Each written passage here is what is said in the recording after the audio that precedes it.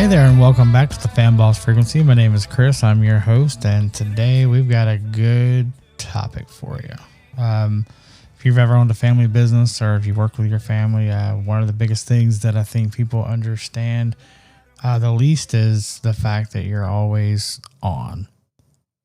Always. You're always communicating. So how many times have you actually have you talked to your spouse or your kids without actually saying a word that mattered? The problem is we're constantly communicating about invoices, inventory coming in, things of that nature, that problem client that we're trying to help out, but we're technically connected 24/7, but we're completely out of sync with what's going on around us outside of that. And especially if you have, like, my youngest son doesn't work in the business. He's kind of outside. And he comes to shop and this, that, and the other, but he's not there for the day-to-day operations things. So he may not know certain things have taken place or that we're focused on other things. So just because you've got a 5-bar or 4 bars on your phone and you can make calls and text and all that doesn't mean we're really having a meaningful conversation within those relationships.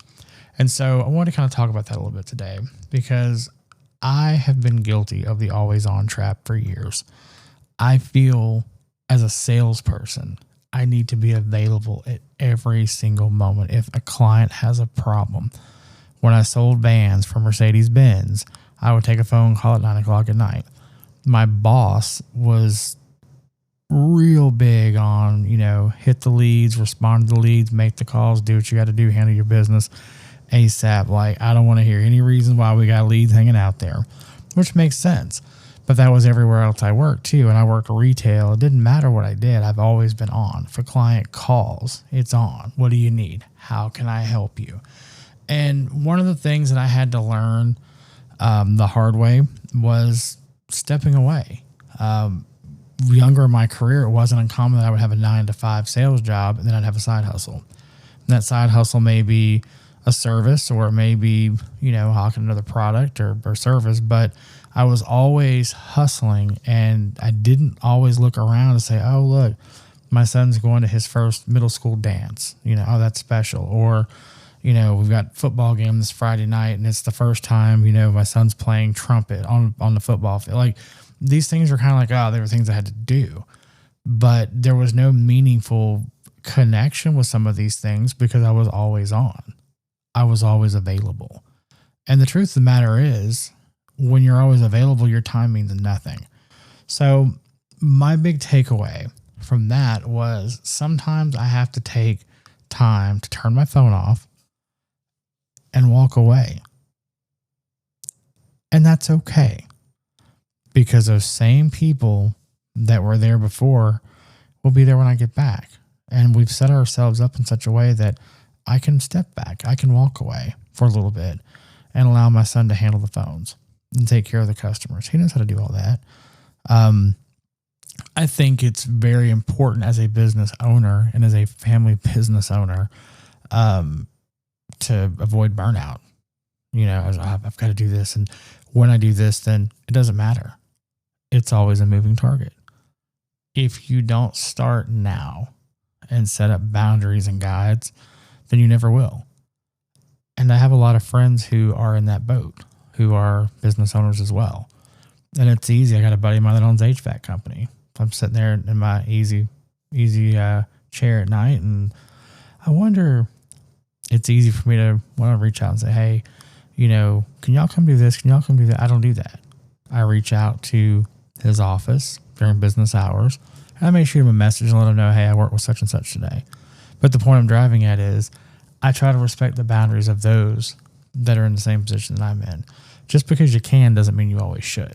So one of the biggest things I want to kind of share and impart, the biggest nugget of wisdom is if you have kids, grandkids, family, it doesn't matter. Be in the moment. Be there because your time, my wife said the other day, and she's right, time's a thief. And you look up and your youngest son's graduating high school. And where does he go from there? He only has so many sleeps left under my roof, and then he'll be somewhere else. My oldest son's gone. He still lives in town, but he's not under my roof anymore. And, just the other day, we were cutting grass in the backyard and, doing yard work during COVID. So, I say all that to say this: be intentional with your time. If you're available from 8 in the morning till 5 o'clock in the afternoon, then make sure that you're available. But at 6:30, don't interrupt a family birthday party or a dinner to answer a phone call for something that can wait tomorrow. And, one of the things that I found is if I have 40 hours to sell and that's it, I'm going to make sure that I take full advantage of every single hour I have, every single moment, every single phone call to hit my goals, because I know I can do it. And what's funny is I do more in a 40-hour work week than I used to do when I was on call 12 to 16 hours a day. Funny how that works, isn't it? So take that time, communicate. If you're going to spend the time doing something, do it well.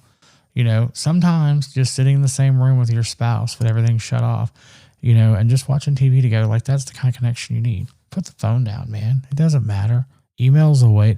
I promise you, when you show up at 8 o'clock in the morning, that'll all be there waiting for you. So keep that in mind, and let's make sure that we're focused on what's important, and let's avoid the burnout. So thanks so much for joining me for this short episode. I hope you have a great rest of your day.